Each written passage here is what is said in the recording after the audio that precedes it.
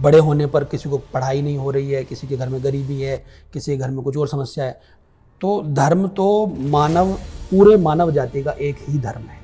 सनातन को बचाने की बात हो रही है, सनातनियों जागो और इस प्रकार की बात हो रही है। अगर सनातन धर्म नहीं बचेगा तो लोग आपस में लड़ लड़ के मरेंगे। सनातन को कहीं सनातनियों से ही तो खतरा नहीं है? कहीं हमारी सदियों रहा है दुश्मन, दौरे जमा हमारा, कि देश पहले रहे और धर्म उसके बाद आए, और धर्म यदि उसमें कोई बाधा हो तो उस धर्म के ऊपर नकेल भी कसने की जरूरत है। क्या पहले के समय में प्रेशर नहीं था? लड़कियों को कहीं दूर जाने की जरूरत नहीं, अपने घर में वो कोचिंग ले सकती है।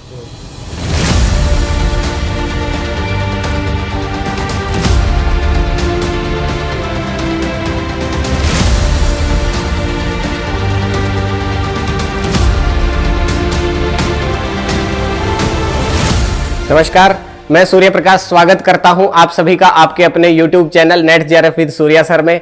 और आज हम शुरुआत करने जा रहे हैं एक ऐसी वेब पॉडकास्ट सीरीज की जिसमें हम अलग अलग विषयों पर चर्चा करेंगे और उन विषयों के एक्सपर्ट्स के साथ मंतव्य करेंगे। And I am very much sure कि आप इस वेब सीरीज को बहुत लाइक करने वाले हैं, क्योंकि हम इसमें आपकी जिंदगी से जुड़े हुए रोजमर्रा के सवाल, आपके दैनिक उलझनों, कंफ्यूजन्स और जिन चीजों पर आपको लगता है कि हाँ इस पर सवाल पूछा जाना चाहिए, उन विषयों पर हम चर्चा करेंगे। और आज हम योग, अध्यात्म, भारतीय संस्कृति और वर्तमान परिप्रेक्ष्य पर चर्चा करेंगे। और आज हमारे पहले पॉडकास्ट में हम बात करने वाले हैं उत्तर प्रदेश की धरती में पैदा हुए एक ऐसे शख्सियत से, एक ऐसे योग विशेषज्ञ से जिन्होंने अपनी पढ़ाई देश के बहुत ही प्रतिष्ठित गुरुकुल कांगड़ी विश्वविद्यालय से करी और उसके बाद में पिछले 12 वर्षों से देश और दुनिया में प्रतिष्ठित पतंजलि विश्वविद्यालय, जो योग का केंद्र माना जाता है, ऐसे विश्वविद्यालय में योग विज्ञान विभाग के अध्यक्ष के रूप में कार्य कर रहे हैं। नमस्कार सर, बहुत बहुत स्वागत है आपका हमारे YouTube चैनल में। धन्यवाद, बहुत बहुत। सर, हमारा पहला जो प्रश्न है वो योग की परिभाषा को लेकर के ही है। इतने सारे योग के ग्रंथ हैं, योग दर्शन है, श्रीमद् भगवद गीता है, वेदांत है, वेद हैं, उपनिषद हैं, अलग अलग ग्रंथों में योग की अलग अलग परिभाषाएं हैं। तो बच्चा कंफ्यूज हो जाता है कि कौन सी परिभाषा सही है। और अगली बात, हमारे लिए व्यक्तिगत भी एक योग की परिभाषा बन जाती है। अलग अलग विषयों से हमने पढ़ा, फिर हमारे लिए भी एक व्यक्तिगत परिभाषा बन जाती है। तो आप क्या मानते हैं, एक योग की ऐसी डेफिनेशन जो आपको लगता हो कि अपने आप में परिपूर्ण है, या आपके लिए वो क्या है? जी, पहले तो बहुत बहुत धन्यवाद सूर्या जी। और आपका ये YouTube चैनल जो युवाओं को नेट जेआरएफ की तैयारी के लिए या किसी भी तरह से उनको मोटिवेट करने के लिए आपने शुरू किया, ये बहुत अच्छा प्रयास है। मैं आपको बधाई देता हूँ उसके लिए। धन्यवाद। और जितने भी आपके दर्शक हैं उन सभी को प्रणाम करता हूँ। और योग विषय पे हम बात करने वाले हैं। आपने जैसा पूछा, तो शास्त्र की दृष्टि से कुछ परिभाषाएं ऐसी हैं जो बहुत फेमस हैं।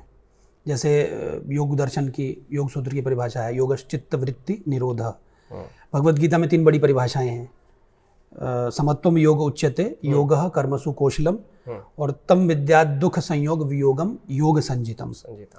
तो ये 3 परिभाषाएं बड़ी प्रसिद्ध हैं। फिर मुझे व्यक्तिगत रूप से बहुत प्रिय है कठोपनिषद की एक परिभाषा, जिसमें यदा पंचावतिष्ठन्ते ज्ञानानि मनसा सह बुद्धिश्च न विचेष्टति तामाहु परमां गतिम ताम योगम इति मन्यते स्थिराम इंद्रिय धारणाम अप्रमत्तस्तदा भवति योगो ही प्रभवाप्ययो। तो ऐसे मेरी दृष्टि में शास्त्र के हिसाब से देखें तो 5 परिभाषाएं बड़ी जेन्युइन परिभाषाएं हैं। तो मेरी जो समझ योग के बारे में बनी है, वो समझ ऐसा तो मैं नहीं कह सकता कि मैं खुद से योग की कोई परिभाषा बना दूंगा अपनी तरफ से, कि मैं कोई ऐसी चीज़ बताऊं कि जो बिल्कुल नहीं हो, क्योंकि वो गुरुओं से ही सीखा है, शास्त्रों से ही सीखा है। तो शास्त्र के ही दृष्टि से हमें चीज़ों को देखना वो ज़्यादा अच्छा रहता है। फिर जैसा आपने कहा कि हम खुद से भी बना लेते हैं कभी कभी परिभाषा, तो ये बात ठीक है कि कोई भी इंसान जब योग करना शुरू करता है, योग के मार्ग पे चलता है, तो योग को अपने पर्सनल एक्सपीरियंसेस के बेस पे, अपनी समझ के बेस पे कहीं ना कहीं वो अपनी लाइफ में अप्लाई करने लगता है। तो उसको कोई ना कोई एक परिभाषा उसको लगता है कि ये बिल्कुल ठीक है, यही वो परिभाषा है। तो मैं कहूँगा कि योग के 2 तरीके हैं। मेरी जो समझ बनी है शास्त्रों का अध्ययन करने के बाद, उपासना करने के बाद, गुरुओं की वाणी को सुनकर, गुरुओं की कृपा से जो मेरे अंदर समझ बनी है, कि एक तो है आध्यात्मिक दृष्टि से, तो आध्यात्मिक दृष्टि से तो जो योग सूत्र की परिभाषा है वो बेस्ट है, योगश्चित्त वृत्ति निरोध, कि योग जो है वो चित्त की वृत्तियों का निरोध है। चित्त ही सारी दुनिया की जितनी भी प्रॉब्लम्स हैं हमारी, वो हमारे मन में ही होती हैं।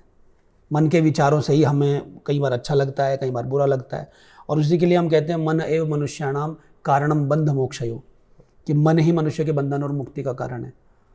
तो वो जो परिभाषाएं हैं, वो जो वृत्तियां हैं, वो वृत्तियां जो हैं क्लिष्ट भी होती हैं, अक्लिष्ट भी होती हैं। कई बार अच्छी चीज़ों के साथ हम फंस जाते हैं, कई बार खराब चीज़ों के साथ हम फंस जाते हैं। अल्टीमेटली मन हमारा फंसता है। तो वो मन हमारा विषयों में ना फंसे, बहुत वृत्तियों में इधर उधर भटकता हुआ ना रहे, और उसको शांत रखना, ये आध्यात्मिक दृष्टि से बढ़िया परिभाषा है जी। और कोई भी साधक जब योग का अभ्यास करता है तो वो योग का अभ्यास करते हुए अपने चित्त को जितना शांत कर लेता है, उतनी ही मात्रा में वो योग की दिशा में आगे बढ़ जाता है। ध्यानम निर्विषयम मनः, ऐसा कहते हैं कि जब कोई व्यक्ति ध्यान करता है वो मन उसका निर्विषय हो जाता है। और जितने समय आपका मन निर्विषय रहता है उतने समय आप योग में होते हैं। नॉर्मली आप जो है योग में जब नहीं होते तो आप किसी न किसी वृत्ति में बंधे रहते हैं, कुछ सोचते रहते हैं, कभी अच्छी चीज़ें सोच रहे हैं, कभी खराब चीज़ें सोच रहे हैं। अच्छी चीज़ों से कुछ और आपका अटैचमेंट हो जाता है, फिर कुछ और चीज़ याद आ जाती है, एनर्जी अपनी वेस्ट करता रहता है आदमी। तो शून्यता की अवस्था जो है एक तरह से कि मन जो है वो शून्य की ओर जाए, चित्त वृत्ति निरोध की दिशा में जाए, ये मैं समझता हूँ ये आध्यात्मिक परिभाषा है। और दूसरी परिभाषा अगर देखें हम व्यवहार की दृष्टि से, तो भगवत गीता के अंतर्गत वो हमें मिलती है, जहाँ पर वो भगवान श्री कृष्ण कहते हैं योगः कर्मसु कौशलम समत्वम योग उच्यते।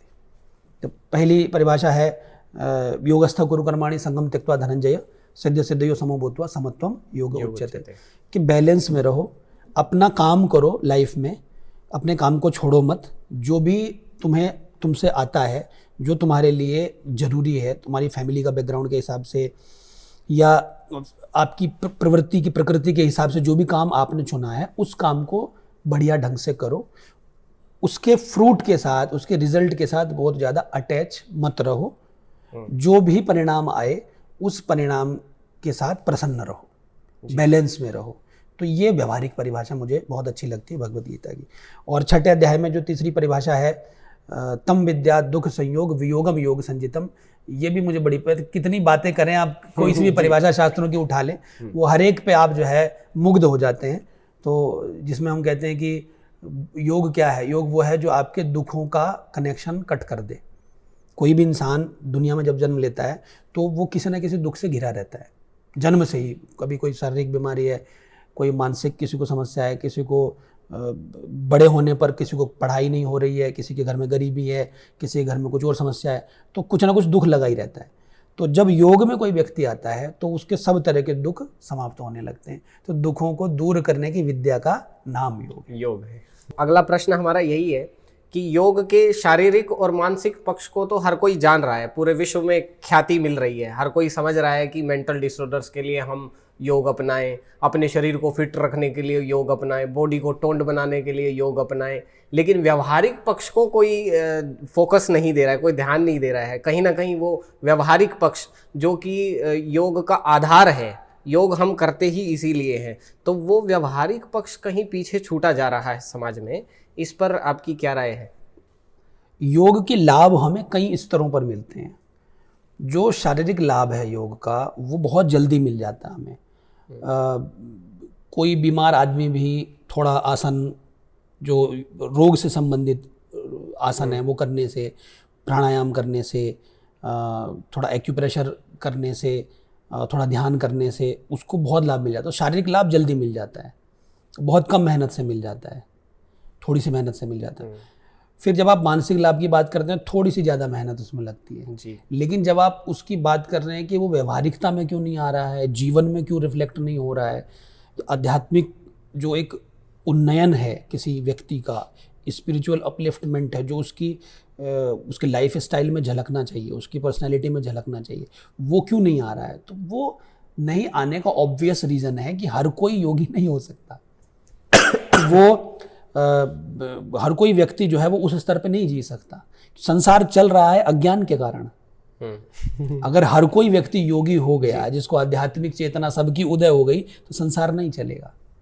जिसको योग में थोड़ी बहुत रुचि है और योग के गहरे में जो जाना जिसका शुरू हो गया है, जो आध्यात्मिक दृष्टि से सोचने लगा है, उसको समझना चाहिए कि उसके कोई पूर्व जन्म के शुभ कर्म हैं जो उदय हुए हैं, उसके प्रारब्ध जो है वो उदय हुआ है, अच्छा उसका भाग्य है, और भगवान की उसके ऊपर कृपा है कि उसको योग की दिशा में गति हो रही है उसकी। नहीं तो नॉर्मली जो है लोगों को दुनिया में खाना पीना, मौज लेना, आहार नींद भय लिप्सा, यही 4 चीज़ें हैं जिनमें फंसे रहते हैं लोग।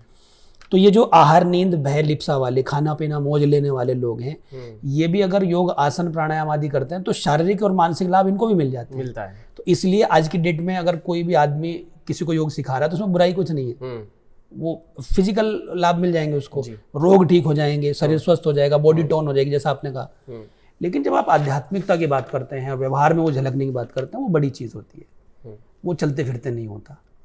तो कई बार गुरु की कृपा से होता है, कई बार भगवान की कृपा से होता है, कई बार ऐसा होता है कि वो व्यक्ति के प्रारब्ध में वो चीज़ होती है, शास्त्र के अध्ययन से होता है कई बार, तब वो चीज़ आपके अंदर रिफ्लेक्ट होती है। तो ऐसा मेरा मानना है। अगला मेरा प्रश्न ये है कि धर्म और योग एक दूसरे से बहुत जुड़े हुए हैं, तो धर्म बड़ा कि योग? धर्म का तात्पर्य है, शास्त्र की दृष्टि से देखें तो धर्म का अर्थ होता है जो धारण करने योग्य है। तो धर्म तो पूरे मानव जाति का एक ही धर्म है। जितने भी शास्त्र हैं, चाहे वो हिंदुओं के शास्त्र हैं, चाहे इस्लाम के शास्त्र हैं, चाहे किसी दूसरे धर्म के शास्त्र हैं, वो इंसान को जानवरों से अलग बताते हैं सब, कि जो काम जानवर कर रहे हैं वो काम इंसान को नहीं करना चाहिए। कुछ काम ऐसे हैं जो जानवर भी कर रहे हैं, इंसान भी कर रहे हैं, लेकिन आदमी जो है वो जानवर से बेहतर है। तो उसको अपनी बेहतरी कैसे अचीव करनी है, वो तो उसका रास्ता धर्म है जी। तो जैसे वैशेषिक दर्शन में कहते हैं, ये तो अभ्युदय निश्रेयस सिद्धि सधर्म, जिससे संसार में उन्नति हो और जिससे निश्रेयस माने मोक्ष की प्राप्ति हो, कि दुनिया में भी इंसान खूब खुश रहे, तरक्की करे, जो जरूरी चीज़ें सब इकट्ठी कर सके, वो स्वस्थ और सुंदर जीवन जिए, अपनी फैमिली के लिए, अपने सोसाइटी के लिए अच्छा काम करे, और इंटरनली वो सेटिस्फाई भी हो, कि ऐसा ना हो कि जब उसकी एज बढ़े और वो बुढ़ापे की तरफ जाए तो वो इतना स्टिक हो जाए चीज़ों से, इतना अटैच हो जाए कि वो अपनी कमाई हुई चीज़ों को छोड़ ना पाए। तो बुढ़ापे की तरफ जाए तो वो जो कमाया हुआ है उससे अलग होने में भी उसको दिक्कत ना हो। उसके लिए ज़रूरी है कि वो स्पिरिचुअली भी अंदर से जो है, इंटरनली जो है वो ग्रो करता रहे।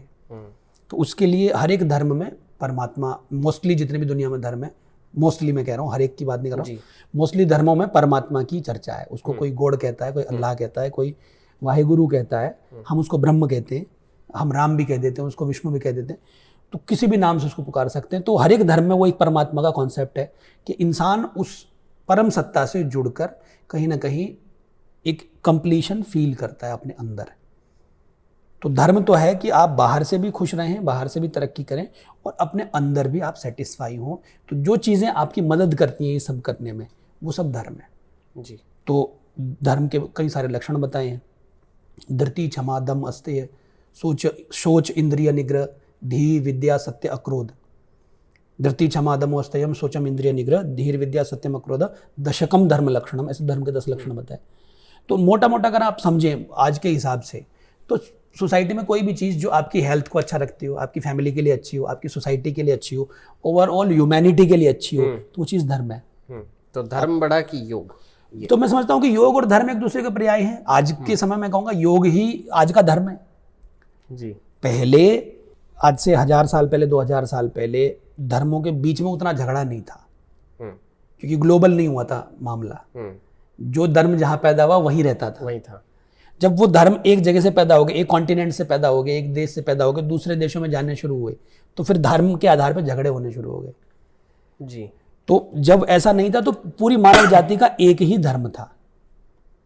और योग की हम बात करें तो सनातन वैदिक धर्म का एक अभिन्न अंग रहा है योग। तो योग जो है वो हिंदू धर्म की या वैदिक धर्म की आत्मा है एक तरह से जी। तो आप देखेंगे कि वैदिक धर्म का सत्य सनातन वैदिक हिंदू धर्म का जो मूल ग्रंथ है, मेन ग्रंथ है वेद, उसमें भी योग आया है, उपनिषदों में भी योग आया है, भगवत गीता उनका सबसे बड़ा ग्रंथ है जी। तो भगवत गीता में तो योग ही है सारा। तो योग जो है वो धर्म के आधार पर सिद्ध होता है। तो मनुष्य का कर्तव्य है, मनुष्य का आदमी की ये ड्यूटी है कि वो अपनी जिंदगी को बेहतर बनाए, क्योंकि वो आदमी है जी, वो जानवर नहीं है, उसके पास बुद्धि है। तो इसलिए मैं धर्म और योग को एक दूसरे का पर्याय मानता हूँ, और ये मैं मानता हूँ कि आज की डेट में योग एक तरह से आज का धर्म है। तो आप देख रहे हैं कि दुनिया के अलग अलग हिस्सों में लोग अपनी ज़िंदगी को बेहतर बनाने के लिए योग का इस्तेमाल कर रहे हैं जी। भारत में कोई भी किसी भी जाति का हो, किसी धर्म का हो, किसी मत पंथ संप्रदाय मजहब का हो, लेकिन योग सब अपना रहे हैं। अरब कंट्रीज में भी योग चल रहा है, यूरोपियन कंट्रीज में भी चल रहा है, अमेरिका में भी चल रहा है। तो योग आज का नया धर्म है। तो वो एक तरह से सनातन धर्म का कहीं ना कहीं एक सार्वभौमिक एक्सेप्टेंस उसकी बन रही है योग की वजह से। तो कहने का मतलब है कि योग जो है वो हर धर्म का हिस्सा बनता जा रहा है। हाँ, ऐसा कह सकते हैं कि वो सनातन धर्म का जो एलिमेंट है, योगिक एलिमेंट है जो सनातन धर्म का, वो देर सवेर हर कोई एक्सेप्ट कर रहा है, और वो उसका कुछ ना कुछ बीज हर धर्म में पहले से मौजूद भी है। जैसे ध्यान की पद्धति की अगर आप बात करें, भक्ति की आप बात करें, तो वो आप देखेंगे केवल हिंदुओं में नहीं है, वो सिखों में भी है, मुसलमानों में भी है, ईसाइयों में भी है, सिखों में भी है, चाइनीज जो रिलीजन है उनमें भी है, बुद्धिज्म में भी है, सब जगह है वो। तो योग तो सब जगह विद्यमान है। तो धर्म का वो एक अभिन्न अंग है, और उसको संकीर्ण दृष्टि से नहीं देखना चाहिए। तो इसलिए योग सब जगह एक्सेप्टेड होता जा रहा है। लोग आजकल बहुत ज़्यादा कंफ्यूज्ड हैं, खासकर युवा, कि ये हिंदू धर्म, सनातन धर्म, वैदिक धर्म, कोई कुछ अलग अलग टर्म्स को यूज़ करते हैं। कोई सत्य सनातन वैदिक धर्म जैसा आपने कहा, तो ये अलग अलग टर्म्स को यूज़ करते हैं, और युवा कहीं ना कहीं आइडेंटिफाई भी अपने आप को अलग करते हैं। सनातन धर्म अपने आप को सनातनी कह करके अलग हो जाते हैं, कोई हिंदू कह करके अलग हो जाते हैं, कोई वैदिक कह करके अलग हो जाते हैं। तो सत्य सनातन वैदिक, इसमें से वैदिक काट देते हैं कुछ लोग। तो इसको लेकर के बहुत सारे टर्म्स को के बीच में युवाओं को माइंड में जो है कन्फ्यूजन है धर्म को लेकर के। तो आप इस पर थोड़ा सा हाईलाइट करें कि सनातन धर्म क्या है और हिंदू धर्म क्या है, दोनों एक है, अलग है, क्या है? भारत का जो मूल धर्म है, उस मूल धर्म का बीज वेदों में है। जो भारत की संस्कृति है वो वैदिक संस्कृति है, क्योंकि जिन ऋषियों ने हमें जीवन जीने के तरीके सिखाए, उन ऋषियों की बातें हमें वेदों में मिलती हैं। तो और ये ऑब्वियसली फैक्ट है पूरी दुनिया का कि दुनिया की सबसे पुरानी किताब वेद है। वेद जो है दुनिया की सबसे पुरानी किताब है, और इसको हिस्टोरियंस भी मानते हैं, मॉडर्न हिस्टोरियंस भी मानते हैं। तो उस वैदिक परंपरा से निकला हुआ जो धर्म है, उस वैदिक साहित्य से, वैदिक शास्त्रों से निकला हुआ जो धर्म है, उसी को वैदिक धर्म कहते हैं। और चूंकि वो टाइमलेस है, वो ऐसा नहीं है कि वो 10,000 साल पहले यूजेबल था, यूजफुल था और आज नहीं है। वो टाइम टेस्टेड है, वो हमेशा रहने वाला है जी। तो इसलिए उसको सनातन कहते हैं। सनातन का मतलब होता है जो हमेशा रहे, ठीक है। उसी को सत्य कहते हैं। सत्य भी वही है जो विद्यमान है, जो कल भी था, जो आज भी है। सही में तो सत्य वही चीज है जो त्रिकाल में सत्य है। और हिंदू धर्म जब हम शब्द प्रयोग करते हैं तो हिंदू शब्द जो है वो सत्य सनातन धर्म के लिए, वैदिक धर्म के लिए रूढ़ शब्द है। कुछ विद्वान ऐसा कहते हैं कि हिंदू शब्द जो है वो हमारा नहीं है, वो बाहर का दिया हुआ है। तो ये बात हो सकता है, लेकिन चूंकि आजकल वो पॉपुलराइज हो गया है वो वर्ड हमारे लिए, तो उससे लोग आइडेंटिफाई कर लेते हैं अपने आप को। तो उसमें कोई डिफरेंस नहीं है। ये बात ठीक है कि अगर हम हिंदू धर्म को सत्य सनातन वैदिक धर्म कहें तो वो ज़्यादा बढ़िया नोमेनक्लेचर होगा उसका। लेकिन हिंदू शब्द चूंकि प्रचलन में आ चुका है, तो प्रचलन में आ चुका है तो उसको हिंदू धर्म भी कहते हैं। जिनको इस बात से कोई कठिनाई है कि हिंदू शब्द से हमें कोई दिक्कत है, तो वो उसको सत्य सनातन धर्म कह लीजिए। बात वही है, क्योंकि सनातन का मतलब है जो हमेशा हो। तो वो दुनिया में सबसे पुराना अगर कोई रिलीजन है तो वही सनातन धर्म है, जिसका बीज हमें वेदों में मिलता है। क्योंकि हिंदुओं की सबसे पुरानी किताबें वेद हैं, है ना। वेद से ही फिर पूरा वेदो अखिलो धर्म मूलम ऐसा कहते हैं कि सार अगर आपको धर्म समझना है कि धर्म क्या होता है तो वेद को पहले समझिए, पहले समझिए। और वहाँ आपको ये देखना पड़ेगा कि जिंदगी जीने के तरीके क्या हैं, कोई इंसान दुनिया में उसको क्या चाहिए, हम जन्म क्यों लेते हैं, या दुनिया में जीने का सबसे बढ़िया तरीका कौन सा हो सकता है, इंसान खुश कैसे रह सकता है। कोई किसी को नेगेटिविटी हो, डर हो, क्रोध हो, कामनाएं हो, तमाम तरह के दुख हैं, उन दुखों से कैसे बचा जा सकता है, कैसे उनसे पार जाया जा सकता है, वो सच्ची खुशी हमें कैसे मिल सकती है, यही तो धर्म हमें सिखाता है जी। तो धर्म के सही स्वरूप को हम समझेंगे तो हम कभी किसी से नफरत नहीं करेंगे जी। लेकिन हम क्या करते हैं कि धर्म को केवल हमने पॉलिटिसाइज कर दिया जी। और जो लोग धर्म के नाम पे लड़ते हैं वो एक्चुअली धर्म का राजनीतिक फायदा लेते हैं, बस उनको कोई मतलब नहीं है धर्म से। आप देखो भारत देश को हमने सेक्युलर घोषित किया और सेक्युलर होने का सही अर्थ ये है कि आप धर्म के आधार पर कोई भेदभाव नहीं करोगे। तो वो भारत में सक्सेसफुल क्यों हुआ? क्योंकि भारत में सनातन धर्म के मानने वाले बहुसंख्यक लोग हैं। तो वो बाय नेचर सेक्युलर है। वो कहते हैं कि तुम भगवान को जिस तरह से पूजना चाहते हो पूज लो। हमारी परंपरा में लोग ये कहते हैं मैं भगवान को मानता ही नहीं, तो वो कह देते हैं कि मत मानो, कोई दिक्कत नहीं है, वो तुम्हारे थॉट है, कोई बात नहीं, भगवान तुम्हारा भला करे। तुम नहीं मानते हो भगवान को, तुम नहीं पढ़ते हो मेरी किताब को, केवल इतने मात्र से आप जीने का हक छोड़ दोगे, ऐसा तो नहीं कह रहे। सर्वे भद्राणी पश्यन्तु, सर्वे भद्राणी पश्यन्तु, सब खुश रहे। जिसको जो भगवान को मानता है वो ज्यादा खुश रहेगा, भाग्यशाली है वो। और जो भगवान को नहीं भी मानता है तो कोई बात नहीं, उसके भाग्य में नहीं है वो चीज। तुम्हें लगता है कि तुम किसी दूसरे तरीके से ज्यादा खुश रह सकते हो तो रह लो भाई जी। तो ये सत्य सनातन धर्म जो है वो एक ऐसा व्यापक और सार्वभौम धर्म है कि जो दुनिया में किसी से उसका बैर है ही नहीं।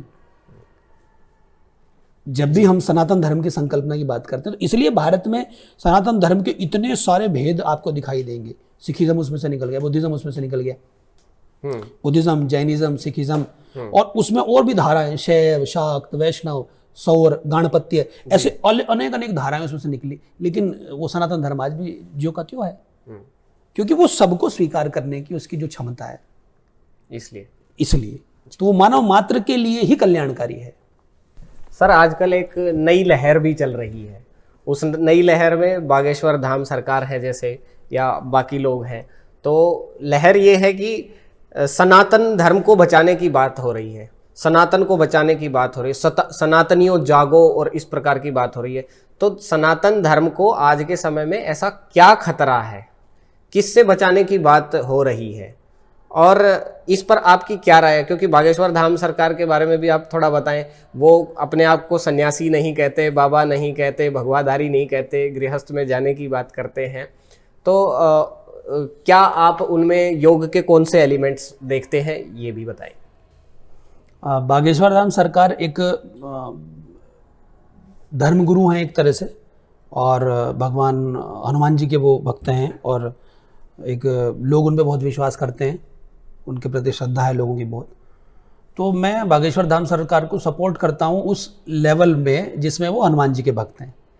क्योंकि जब कोई इंसान भक्त होता है किसी का, या किसी को भक्ति सिखाता है, तो वो एक रास्ता है, भक्ति एक मार्ग है कि जिसके द्वारा इंसान अंदर से ताकतवर हो जाता है, इंटरनली स्ट्रोंग बनता है।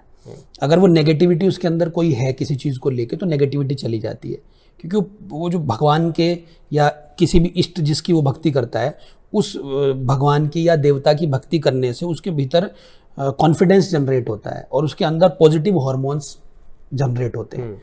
तो भक्ति किसी की भी करे कोई व्यक्ति, तो भक्ति हमेशा लाभकारी ही होती है। नंबर एक बात। दूसरी बात, वो हनुमान जी की जो है उपासक हैं, तो हमारी सनातन धर्म में हनुमान जी तो सबसे फेवरेट देवता हैं, सबके भगवान हैं। तो उनकी पूजा करने वाला ऑब्वियसली जो है मानसिक रोगों से वो जल्दी उसको छुटकारा मिल जाता है और वो आत्मबल उसको मिलता है। तो इस दृष्टि से मैं उसका समर्थन करता हूं कि वो भगवान हनुमान जी की उपासना से लोगों के रोगों को या उनके मानसिक समस्याओं को वो ठीक करने की कोशिश करते हैं। जहाँ तक उनके व्यक्तिगत जीवन की बात है तो वो उनका व्यक्तिगत जीवन है, तो मैं व्यक्तिगत रूप से उनका कोई समर्थक नहीं हूँ। मैं नहीं जानता कि वो कितने पढ़े लिखे हैं, कितनी उनकी आगे फ्यूचर की क्या प्लान है, लेकिन एक हिंदू धर्म के एक धर्माचार्य के नाते और एक गुरु के नाते वो भगवान हनुमान की भक्ति करते हैं और लोगों को हनुमान जी की भक्ति करने के लिए प्रेरित करते हैं, तो उस दृष्टि से मैं उनका समर्थन करता हूँ। अब बात आती है सनातन की बात करते हैं। हाँ, सनातन को बचाने की बात करते हैं तो निश्चित रूप से देश के अंदर सनातन धर्म को कहीं ना कहीं तोड़ने के लिए बहुत सारी शक्तियां काम कर रही हैं और वो किसी से छिपा हुआ नहीं है। अब तो वो जिन लोगों को बहका कर या किसी लालच में या किसी दबाव में सनातन धर्म से अलग किया जा रहा है, तो उन लोगों को वापस लाने के लिए वो उन्होंने प्रयास किया, जैसा मेरी जानकारी में आया, तो वो भी उनका कदम जो है प्रशंसनीय है। तो बचाने का मतलब वही है, सनातन धर्म को सनातन धर्म के लिए नहीं बचाना है, सनातन धर्म को बचाना है मानवता के लिए। लोग लड़ लड़ के मर जाएंगे आपस में, अगर सनातन धर्म नहीं बचेगा तो लोग आपस में लड़ लड़ के मरेंगे। तो व्यक्तिगत रूप से आपको क्या खतरा लगता है इसमें? सनातन धर्म को क्या खतरा आपको लग रहा है कि आज वर्तमान समय में ये खतरा है?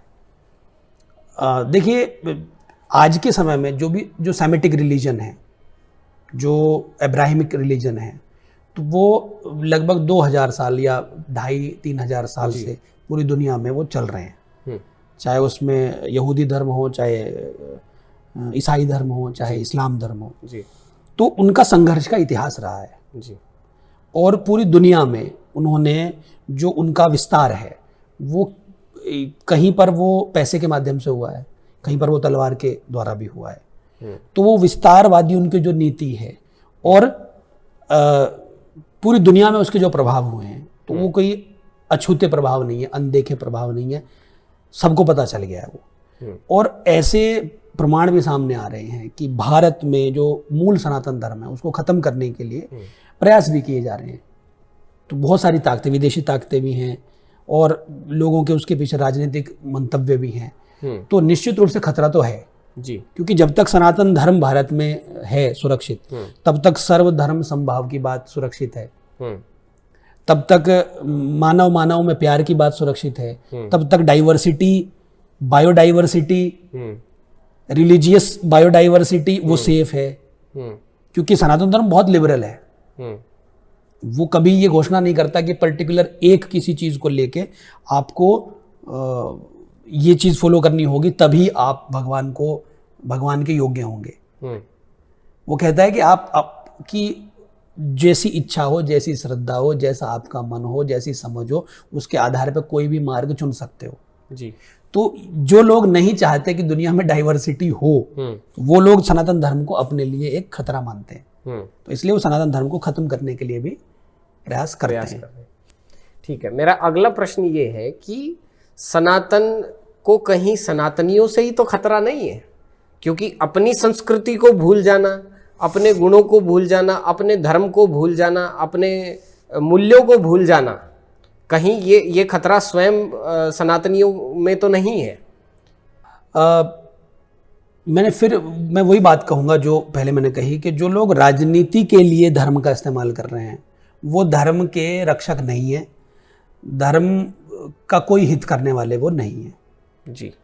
धर्म है मानव के लिए, मानव को बचाने के लिए, मानवता को बचाने के लिए।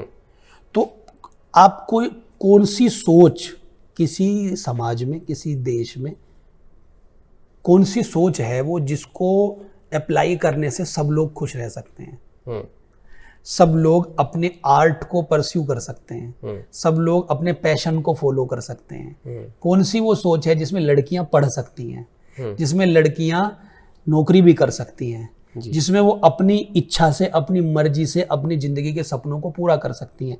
तो वो दुनिया में कौन सी सोच है, उतनी प्रोग्रेसिव सोच कौन सी है? तो वो आपको देखना होगा। तो जो लोग केवल राजनीति के लिए धर्म का इस्तेमाल करते हैं वो तो अपने फायदे के लिए कर रहे हैं, वो किसी के नहीं है। ये बार बार बीच बीच में चीजें सामने निकल के आती हैं कि धर्म के नाम पे लोग कई बार लड़ाइयाँ भी करवाते हैं, कई बार फेक होती हैं वो चीज़ें। कई बार तो सच में होती हैं और कई बार फेक होती हैं, कि धर्म के लिए जब लोग लड़ते हैं आपस में, कई बार तो सही होता है मुद्दा जिसकी वजह से लड़ना जरूरी हो जाता है, कोई भी धर्म हो सकता है। लेकिन कभी कभी ये भी आता है कि वो जानबूझ के उनको बरगलाया जाता है। तो जो भारत में धार्मिक सौहार्द है, जो आपस में भाईचारा है, प्रेम है, वो सैकड़ों हजारों साल से बना हुआ था। भारत में मुस्लिम जो इस्लाम जो धर्म है वो 12वीं शताब्दी के बाद ठीक ठाक आ गया था। प्रयास उसके पहले भी थे लेकिन उसके बाद भी ठीक ठाक आ गया था। लेकिन हम मिलजुल के बहुत आराम से रह रहे थे। अभी 100-150 साल पहले तक भी हम आराम से रह रहे थे आपस में। लेकिन जब उसमें अंग्रेजों की कूटनीति घुसी, डिवाइड एंड रूल, तो उसने भारतवंशी जो मुस्लिम है उनको भी अलग करना शुरू कर दिया, हिंदुओं को बिल्कुल अलग कर दिया, और ऐसे बीज बो दिए उनके बीच में कि वो धर्म के नाम पर आपस में खूब बढ़िया लड़ते रहे, लड़ने लगे जी। उसके पहले हम साथ में रह रहे थे। और आगे भी अगर हमें खुश रहना है, हमें तरक्की करनी है, तो हमें साथ ही रहना होगा जी। लेकिन वो साथ रहने का एजेंडा क्या होगा? उसमें बायोडाइवर्सिटी तो चाहिए। हम कहें कि हर एक, भारत सेक्युलर कंट्री है और उसमें हर एक धर्म को, हर एक व्यक्ति को अपना अपना धर्म पालन करने की आज़ादी है। अच्छी बात है, उसमें कोई बुराई नहीं है। लेकिन उस आज़ादी में कुछ लोग कहीं ऐसा फायदा तो नहीं उठा रहे हैं कि उस आज़ादी का फायदा उठा के वो भविष्य में कोई मंशा अपनी तैयार कर रहे हो, क्रिएट कर रहे हो। जैसे कुछ वर्ड हम सुनते हैं, गजबाई, हिंदोर, सब तरह की चीजें। तो अगर ऐसा कुछ है तो उस पर ध्यान रखने की आवश्यकता है जी। मतलब मेरा कहना ये है, एक योग का विद्यार्थी होने के नाते, या समाज शास्त्र का या राजनीति शास्त्र का, भारतीय संस्कृति का अध्येता होने के नाते मेरा मानना ये है कि हम सबको यही रहना है, हम कहीं भाग नहीं जाएंगे यहाँ से। लेकिन आपस में प्यार से रहने के लिए उन मूल्यों को हमें पोषित करना होगा जो मूल्य कहते हैं सर्वे भवन्तु सुखिना, कि सभी खुश रहें, सबको आज़ादी हो। हम देख सकते हैं कि हमने पाकिस्तान को अपने से अलग किया, कितने खुश हैं पाकिस्तान वाले, वहां तो मेजोरिटी में वही हैं, फिर क्यों लड़ रहे हैं आपस में? जी जी। तो सोच में कहीं ना कहीं डिफरेंस देखना पड़ेगा। अभी देश में खालिस्तान को लेके भी डिमांड होनी शुरू हो गई है दोबारा से। तो उसमें कुछ लोगों का राजनीतिक स्वार्थ है। मैं सीधे सीधे कहूंगा कि दिल्ली के जो चीफ मिनिस्टर अरविंद केजरीवाल, उन्होंने क्या सांठगांठ करके और पंजाब में सरकार बनवाई है, और उनकी सरकार बनते ही वो खालिस्तान मूवमेंट दोबारा जिंदा कैसे हो गया? जो 30 साल पहले खत्म हो गया था मुद्दा, वो दोबारा जिंदा कैसे हो गया? क्योंकि वो अपने राजनीतिक स्वार्थ के लिए उन्होंने उन तत्वों को बढ़ावा दिया होगा जरूर। तो देश में, देश के लोगों को, गरीबों को, महिलाओं को, सबको उनके वेलफेयर के लिए, उनकी खुशी के लिए कोई तो रास्ता निकालना होगा। तो वो कौन सा रास्ता है? तो मैं ये कहने में मुझे कोई गुरेज नहीं है कि वो सनातन धर्म का रास्ता है, जो कहता है कि तुम किसी भी माध्यम से, किसी भी तरीके से तुम भगवान को प्राप्त कर सकते हो। तुम्हें जरूरी नहीं है कि तुम भगवत गीता ही पढ़ो। भगवत गीता नहीं पढ़ सकते, कोई बात नहीं, तुम खाली भगवान का मन ही मन जाप कर लो, हो जाएगा। तुम संस्कृत नहीं जानते, कोई बात नहीं, तुम्हारा मन सच्चा है तो तुम्हें घर में भी मन चंगा तो कठौती में गंगा। हम तो रविदास जी की इस बात को मानने वाले हैं। उतनी लिबर्टी चाहिए, उतना ब्रॉड, उतना लिबरल, उतना मैं कहूँगा ग्रैंड थॉट चाहिए जो सब कुछ स्वीकार कर सके जी। लेकिन सनातन धर्म की इस स्वीकार्यता का कोई मिसयूज करे तो मिसयूज हुआ है कि उन्होंने सबको स्वीकार किया, तो शुरुआत में तो स्वीकार हो गया, लेकिन बाद में जैसे ही मौका मिला तो देश से अलग होने की बात करने लगे। तो इस चीज को तो विचार करना पड़ेगा, इसके बारे में तो आगे सोचना पड़ेगा। तो ये भी विदेशी प्रभाव है जी। भारत में मैं एक बड़ी बात कहना चाहता हूँ, गंभीरता से कह रहा हूँ, जिम्मेदारी से कह रहा हूँ, या तो आप इस्लाम का भारतीयकरण करो, नहीं तो तैयारी है भारत के इस्लामीकरण की। मतलब हम मंदिर, मस्जिद, गुरुद्वारा, चर्च सब है, सब पूजनीय है, लेकिन आप एजेंडा के तहत अगर कोई काम कर रहा है तो उसको आपको समझना पड़ेगा और फ्यूचर के लिए सेफ रहना पड़ेगा, फ्यूचर के लिए सोचना पड़ेगा जी, कि डाइवर्सिटी हमारी मेंटेन रह सके। और मैं एक और बात मैं यहाँ पे कहना चाहता हूँ कि आपको पता है भारत के बारे में, हिंदुस्तान की खूबसूरती के लिए सबसे बढ़िया आज तक जो गीत लिखा गया वो किसने लिखा? भारत की संस्कृति के लिए, भारतीय संस्कृति की प्रशंसा में सबसे सुंदर गीत किसी आदमी ने लिखा है तो वो कौन सा गीत है? सारे जहां से अच्छा हिंदुस्तान हमारा, हम बुलबुलें हैं इसकी, ये गुलसितां हमारा। कुछ बात है कि हस्ती मिटती नहीं हमारी, सदियों रहा है दुश्मन दौरे जमा हमारा। यूनान मिस्र रोमा सब मिट गए जहां से, बाकी मगर है अब तक नामो निशा हमारा। ये हिंदुस्तान की संस्कृति के बारे में है। ये जी। किसने लिखा? मोहम्मद इकबाल ने। कौन मोहम्मद इकबाल? जिन्होंने बाद में पाकिस्तान की स्थापना करवाई। 1906 में ये गीत लिखा गया था। वो बहुत राष्ट्रवादी व्यक्ति था उस समय। हिंदी है हम वतन है हिंदुस्तान हमारा।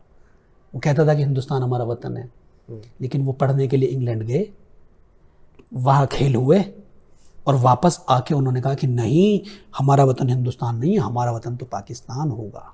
पाकिस्तान बना। फिर मैंने जिन्ना के बारे में पढ़ा है। जिन्ना अपनी ज़िंदगी में बम्बई में रहा पूरी ज़िंदगी। पाकिस्तान बनने के बाद वो कराची चले गए या किसी दूसरे शहर में चले गए होंगे पाकिस्तान में। तो मैंने पढ़ा जिन्ना के बारे में, मोहम्मद अली जिन्ना के बारे में, जो पहले राष्ट्रपति थे वहाँ के, प्रधानमंत्री। तो वो बम्बई को याद करके रोते थे। वतन तो उनका वही था ना जी। और मैंने लाल कृष्ण आडवाणी साहब की बायोग्राफी, ऑटोबायोग्राफी पढ़ी। वो सारी जिंदगी कराची को याद करके रोते रहे और अपनी ज़िंदगी के आखिरी, पॉलिटिक्स के आखिरी दौर में वो जब पाकिस्तान गए और उन्होंने मोहम्मद अली जिन्ना की तारीफ कर दी, तो उसकी वजह से उनका पॉलिटिकल कैरियर भी खत्म हो गया। लेकिन जो मातृभूमि है हमारी, उससे हमारा लगाव हटता नहीं। तो जब मैं कह रहा हूँ कि जिन्ना बम्बई को याद करके रोता था, तो वो मातृभूमि है। हिंदुस्तान हमारी मातृभूमि है। तो हमें धर्म से पहले देश को रखना होगा। अगर धर्म पहले या देश बाद में है, तो फिर वो धर्म जो है खतरा है। धर्म से पहले देश है। अगर देश को पहले रखकर हम धर्म उसके बाद लेकर आए, तो फिर हम खूब तरक्की करेंगे, कोई दिक्कत नहीं है, हम पूरे प्रोग्रेसिव हो जाएंगे। तो फ्यूचर के लिए हमें इस तरह से सोचना होगा अपने देश के अंदर कि देश पहले रहे और धर्म उसके बाद आए। और धर्म यदि उसमें कोई बाधा हो तो उस धर्म के ऊपर नकेल भी कसने की जरूरत है, अगर धर्म बाधा बन रहा है तो। जी। आज का युवा कहता है कि हम पर बर्डन बहुत है, प्रेशर बहुत है, घर वालों का, घरवाली का, नौकरी का, छोकरी का, इधर उधर से, मतलब बोलता है कि बहुत बर्डन है, बहुत प्रेशर में हूँ। तो आप इस पर क्या राय रखते हैं कि क्या पहले के समय में प्रेशर नहीं था या आज के समय में ही प्रेशर ज़्यादा? क्या ये प्रेशर सच में ही वास्तविक है या ये काल्पनिक है? देखिए, लाइफ में हमेशा बैलेंस रहता है। पहले लाइफ सिंपल थी तो सुविधाएं कम थी, कंपटीशन कम था, तो बैलेंस बना रहता है। कि पहले बहुत ज़्यादा लोग पढ़े लिखे नहीं थे तो पढ़ना बहुत मुश्किल था। ऐसे एग्जाम्पल आपने सुने होंगे हर जगह कि हम तो नदी पार करके, नदी तैर के स्कूल जाते थे, हम तो रात में स्ट्रीट लाइट में पढ़ते थे। ये एग्जाम्पल हर गांव में कोई ना कोई एक दादाजी ऐसे होते हैं जो बताते हैं हम तो ऐसे करके पढ़ते थे। बहुत स्ट्रगल था पढ़ाई में। तो उसका एक पॉजिटिव पक्ष ये था कि इसलिए कंपटीशन कम था, बैलेंस हो गया। आज पढ़ाई करना आसान है, लेकिन उसको बैलेंस किसने कर दिया? कंपटीशन ज्यादा है।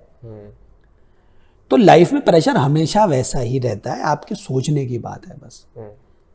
आप किसी भी हाल में, किसी भी हालात में, अगर आपके पास बुद्धि है, समझ है, तो आप अपने आप को मैनेज कर सकते हो। आज सुविधाएं इतनी सारी हैं। पहले लड़कियों के लिए, क्योंकि युवा तो लड़कियां भी हैं ना, खाली लड़के थोड़ी युवा हैं, या लड़कों के लिए भी कि किसी को अगर एस्पायरेंट होना है। मुझे याद है जब मैं चाहता था कि सिविल सर्विस के लिए तैयारी करूं, तो कोई कोचिंग की व्यवस्था नहीं थी, किताबें नहीं थी, तो उनको इकट्ठा करना, उसके लिए सब करना वो पॉसिबल नहीं था, बहुत महंगा पड़ता था। तो आज क्या है? आज तो ऑनलाइन कोचिंग अवेलेबल है, तो जो पढ़ना चाहता है वो पढ़ सकता है, घर बैठे पढ़ सकता है। लड़कियों को कहीं दूर जाने की जरूरत नहीं, अपने घर में वो कोचिंग ले सकती हैं। तो बैलेंस रहता है हमेशा। तो नेचर अपने आप बैलेंस कर लेती है। तो मैं नहीं मानता कि कोई आज कुछ अलग प्रेशर है।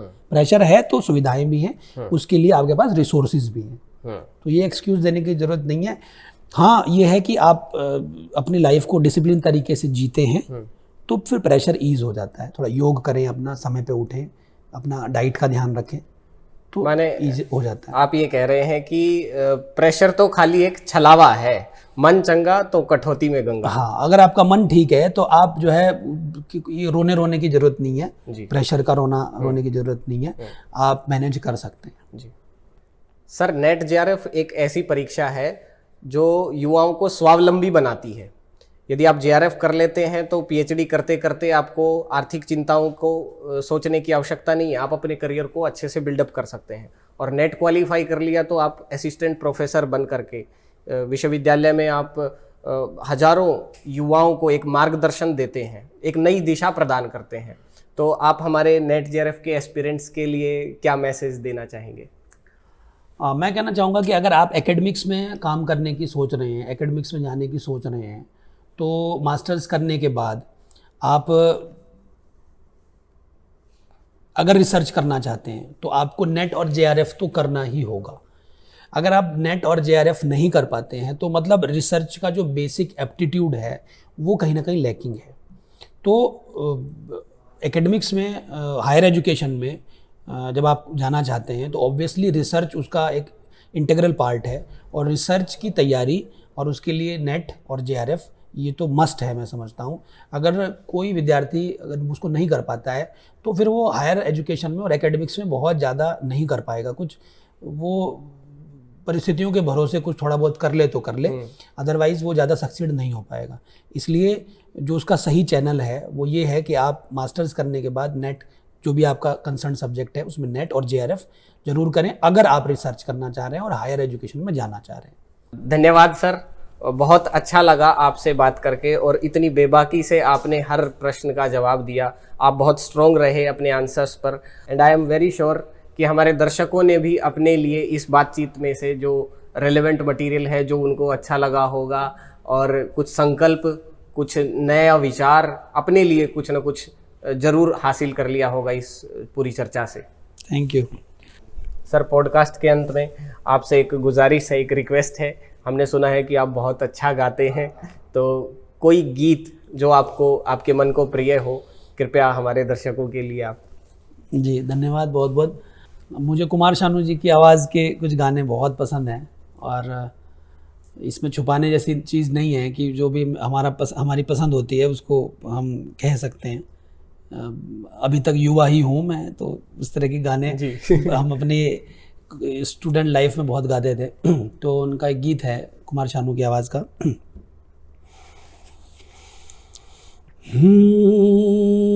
दिल की तन्हाई को,